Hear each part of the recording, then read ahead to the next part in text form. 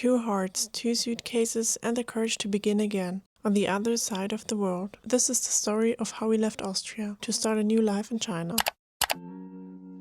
The idea of moving to a completely new country is exciting, but with that excitement also comes something much harder. Saying goodbye. Saying goodbye to your family, saying goodbye to your friends, and saying goodbye to the city you grew up in, which shaped you. The city you called home. The city that will always live somewhere quietly in your memories. Since my boyfriend and I are moving from Austria to China, I've spent the past few weeks going back to my hometown, bringing clothes and memories we wanted to keep to store at my parents' home. The train ride from Vienna to Salzburg takes about 2.5 hours. This time, I brought 2 suitcases and will be staying for 2 days. I didn't expect my last train ride to my hometown to come so soon, especially since I'm someone who doesn't really like change. Sometimes life flips everything upside down in a single moment, whether it's a decision you've made consciously or life just happens to take over again.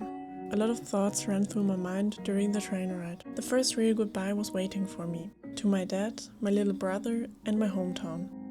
To be honest, I had no idea how it would go.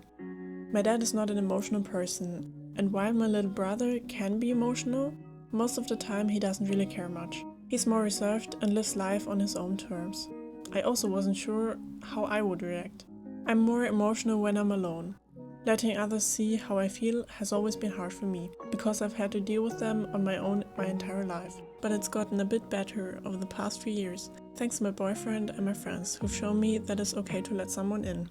After 2.5 hours, I arrived in Salzburg. My parents picked me up, and later I went for a walk through the city with my mom. Looking at your hometown one last time before leaving it for an indefinite amount of time is definitely a strange feeling.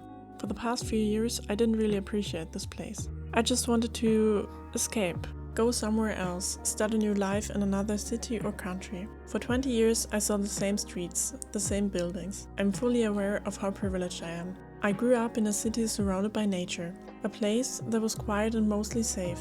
I had access to good education and my parents tried to give me a good life. But still, something didn't feel right. At home, I felt trapped, and with every year passing, the city felt smaller and smaller to me. Honestly, the city itself is pretty small too.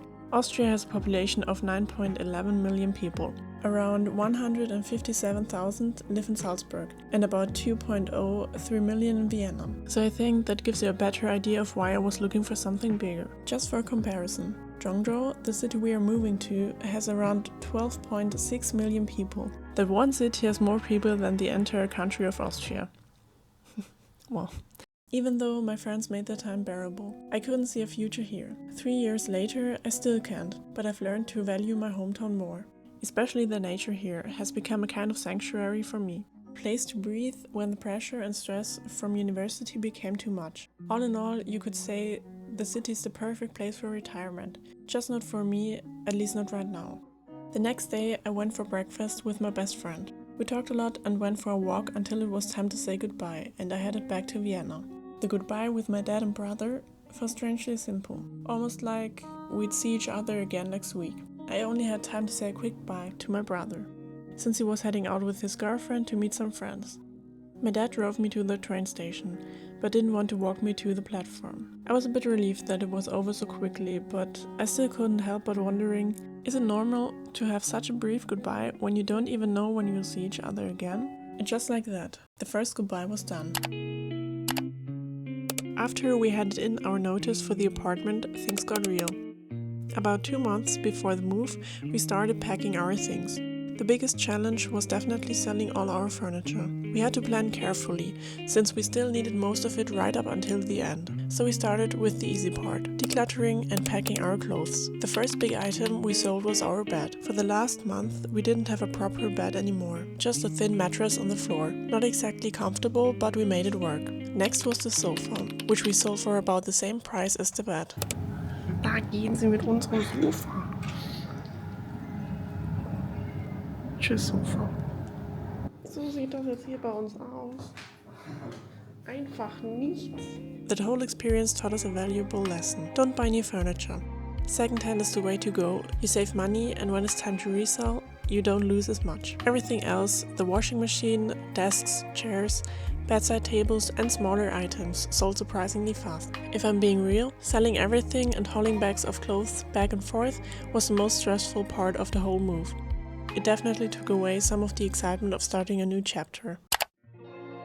During those 8 weeks, we weren't just counting down the days to moving, but also to the day we had to say goodbye to our cat, Kay. That was 5 days before the actual move. Kay is a ragdoll, 8 years old now, and I've known him for 2.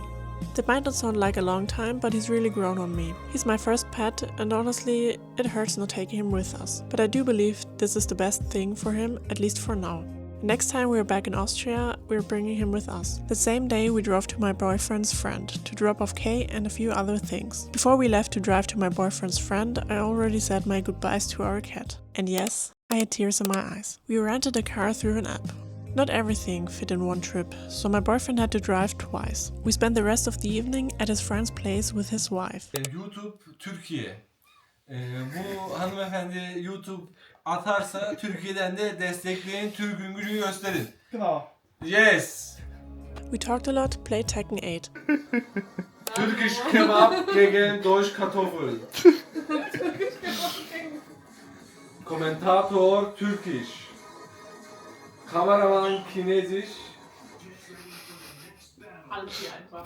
Alle Ausländer in ein Haus wohnen. Though my skill from a few months ago, when my boyfriend and I were a little bit addicted, were definitely gone. I lost a few rounds. Today was the day I saw my mom for the last time before we moved. She came to Vienna to take a few things we couldn't bring with us back to Salzburg. I didn't really know how to feel that day. I had mixed emotions. It felt strange to say goodbye to her and not see her for quite a while. The longest I had gone without seeing her in my life was 2 months. And that was only because I had no chance to visit her due to being very busy with university. We didn't really do much that day. We had breakfast in a cafe together and walked through downtown Vienna before heading back to my apartment. There was a slightly sad mood in the air. That day made it even harder for me to leave everything behind. I think saying goodbye to my mom was the most emotional farewell of all. I managed to hold back my tears all day, right up until the final hug. But then it all came out, especially because my mom had already cried a few times before the real goodbye. That made it even harder not to break down. After her train to Salzburg had left, I had to fight back tears the whole ride home on the tram. Even after I arrived at home, I needed an hour to calm myself down and return to a normal state. That was the first time I truly realized that we were actually moving to China in less than 5 days, and that it was no longer just a thought. After spending the last few days clearing out our apartment and cleaning it, moving day finally arrived. Our landlord came by to inspect the apartment and take back the keys. And just like that, it was over. We no longer had an apartment in Vienna. I couldn't quite grasp the feeling of moving out of my very first own place. It was strange. Coincidentally, it rained that day. That evening, we went to one of my best friends, where we were lucky enough to stay overnight so we could start moving day in peace. Shout out to my friend if she's watching this. My other friends from Salzburg also arrived in Vienna that day to take us to the airport the next morning. The night was very short. I was so excited that I barely slept, maybe 2 hours, and I dreamed that we missed our flight. So those 2 hours weren't exactly restful either. Then it began. We got ready quickly, double-checked that we had everything, and headed to the airport. During the train ride, I didn't really know what to think. At that moment, everything felt like a dream again, like it wasn't really happening. But it was happening. The goodbye at the airport was very emotional. I tried to hold back my tears, but when it came to hugging my oldest friend, they just came out. With the next hugs, my tears flowed freely. I couldn't control them anymore. After the final goodbye, my boyfriend and I went through the security check, the point at which my friends could no longer come with us. The whole time, they stayed on the other side, which made me both happy and sad. You could see that their goodbye wasn't just hard for me, but also for them. And just like that, the journey began. We boarded the plane and flew about 10 hours to Shenzhen. We continued on to Zhengzhou. The trip was anything but comfortable. I'm 1.80 meter tall and my boyfriend is 1.85 meter. I think you can imagine how cramped the small airplane seats were. My boyfriend already has a history of back pain, which worsened even more during the flight. When we arrived in Zhengzhou, he had to walk like a gorilla just to keep the pain somewhat tolerable. And that was our arrival in China. My boyfriend's mother picked us up at the airport. Over the next few days, we tried to adjust our sleep schedule and catch up on rest. That marked the first step. One chapter closed and the next one had officially begun. Thank you for being here and watching this video. See you in the next one. Bye bye!